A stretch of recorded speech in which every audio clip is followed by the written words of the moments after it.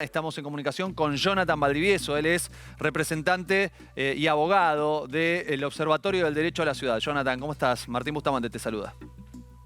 ¿Qué tal, Martín? ¿Cómo estás? Gracias por la invitación. No, gracias a vos, Jonathan, por participar y por contarnos lo que pasó en el día de ayer en la legislatura de la Ciudad de Buenos Aires, en el marco de esta reunión de planeamiento urbano. Yo te escuchaba cuando hiciste tu declaración en la audiencia pública, contabas los proyectos que se están llevando adelante, aquellos que también se van a legalizar, ¿no? Aquellos que estaban trabados por la justicia, proyectos inmobiliarios y que finalmente se van a legalizar. ¿Vos pensás que esto ya no tiene retorno, que directamente el próximo jueves 2 de diciembre estas iniciativas que fueron tan rechazadas finalmente van a ser ley? Aún tenemos la esperanza de que la presión social haga revertir el tratamiento de estos proyectos. Si no, la sesión del jueves que viene se va a transformar en la sesión más escandalosa en los últimos 30 años de la legislatura porteña. Estamos hablando de proyectos que van a significar la pérdida definitiva de grandes sectores de la costanera de la Ciudad de Buenos Aires. En los 90 nos privatizaron la costanera por 20 o 30 años en algunos sectores. Ahora con estos proyectos la vamos a perder de forma definitiva con torres que incluso van a destruir uno de los pocos humedales que tiene la Ciudad de Buenos Aires. En la ciudad la especulación inmobiliaria está totalmente desbocada. La legislatura porteña en estos últimos 2 años solamente ha tratado emprendimientos inmobiliarios. No ha dado lugar para discutir cuestiones de emergencia continua que tenemos, como la emergencia habitacional, ambiental, la rediscusión de los servicios públicos durante y post pandemia. Ninguno de esos proyectos ha tenido un debate autorizado por la legislatura, pero sí nos han convocado a distintas audiencias públicas para discutir estos emprendimientos inmobiliarios, resultado de audiencias públicas que luego el gobierno y la legislatura, el bloque oficialista principalmente, desconocen absolutamente. En las 3 audiencias, casi de forma unánime, la ciudadanía se ha opuesto a estos proyectos y ahora vemos que en menos de una semana se va a tratar o se dio un tratamiento express a estos proyectos, ¿no? Sí. Se trataron en comisión el día de ayer y se va a votar el jueves. Es decir, en menos de 5 días se están tratando los 4 proyectos de envergadura increíble. Impresionante. Sí, incluso se convocó a esta audiencia, a esta comisión, cuando todavía se estaba celebrando la audiencia el día martes por las 11 torres, ¿cierto?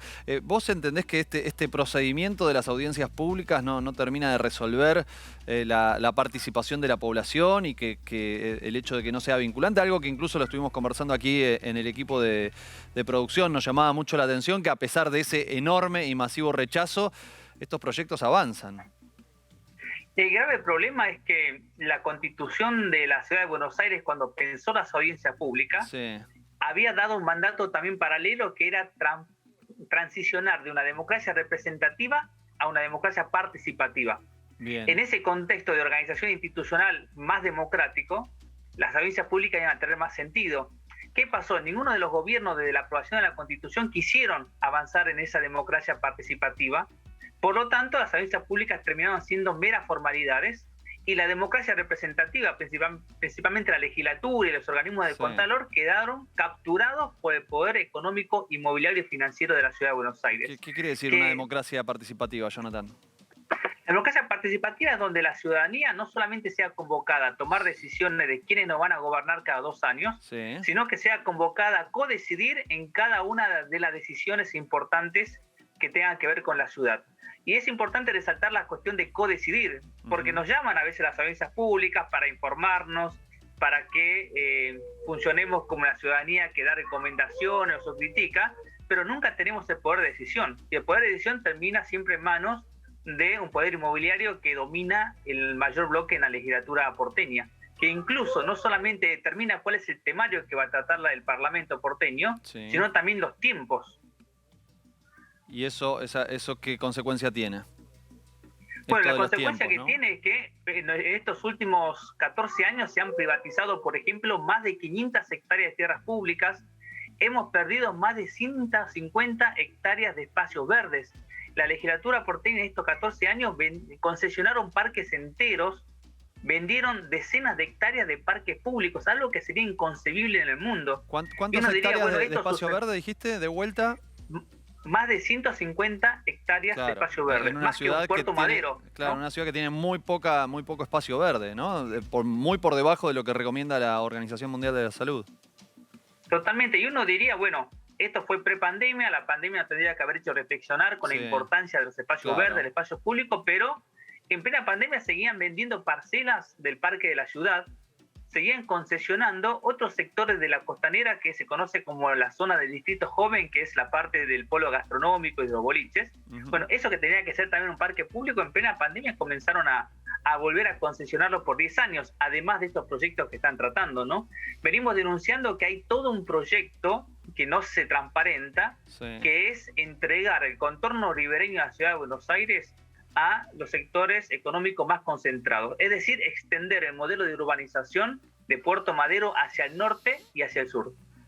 Yo, la verdad que tiendo a pensar que si esto ingresara en el debate público a nivel masivo, los guarismos electorales, los resultados serían claramente distintos, ¿no? Porque es algo que evidentemente en el debate público está muy limitado. Si bien avanzó, creció, sobre todo con el proyecto de Costanera Norte, porque antes prácticamente no se conocía nada, el nivel de debate que hay, digo la participación o el nivel de información que tiene la población de la ciudad de Buenos Aires es nulo. Estoy casi seguro que si haces un plebiscito y le preguntás qué opina el ciudadano o la ciudadana, claramente prefiere un espacio verde, público, antes que un desarrollo inmobiliario de lujo.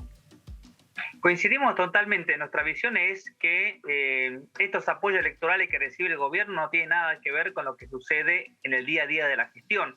Hay una gran cobertura política de los grandes medios de comunicación que estos debates no terminan de llegar a la totalidad de la ciudadanía. Lo que pasó el viernes y lo que va a pasar el jueves lo debe de conocer el 99,9% de la población porteña.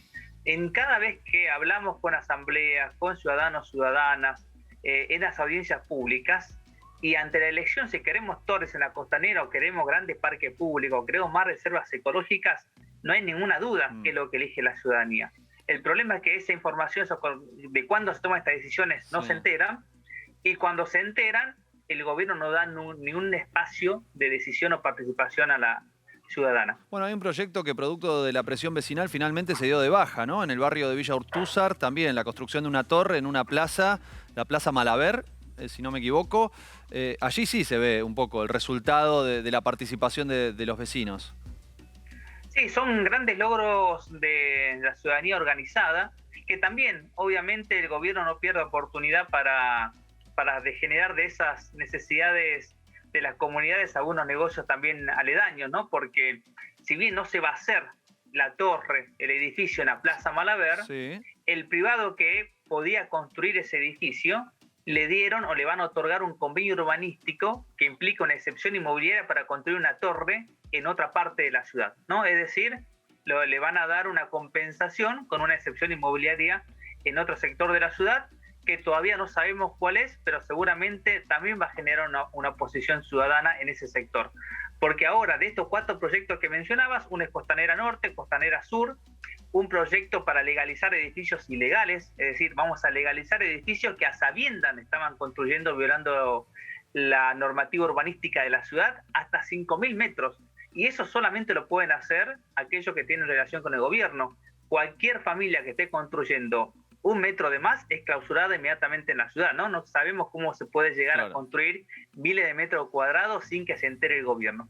Y el cuarto proyecto son estos 11 convenios urbanísticos, que también es algo totalmente escandaloso, porque es supeditar la planificación de la ciudad a los grupos que tienen dinero para comprar una excepción inmobiliaria. En vez que la planificación sea democrática, pensada con las comunidades, orientada al bien común, a mejorar la calidad de vida de la población porteña, el que tiene plata compra en la legislatura una excepción inmobiliaria para construir un edificio a la medida de sus intereses inmobiliarios. Eso es como el extremo de la desplanificación de la ciudad, ¿no? Una planificación que se está convirtiendo en una acumulación de excepciones. Lo que va a suceder el jueves que viene es inaudito, es inentendible, no tiene ningún tipo de fundamento desde lo urbano, desde lo ambiental. El único fundamento es que tenemos un gobierno que necesita hacer caja política para su gestión y caja política para la carrera presidencial del jefe de gobierno. Jonathan, atentos a lo que suceda entonces el próximo jueves en la legislatura de la Ciudad de Buenos Aires. Te agradecemos muchísimo y te mandamos un gran saludo. Muchas gracias por el espacio y el apoyo. Hasta luego.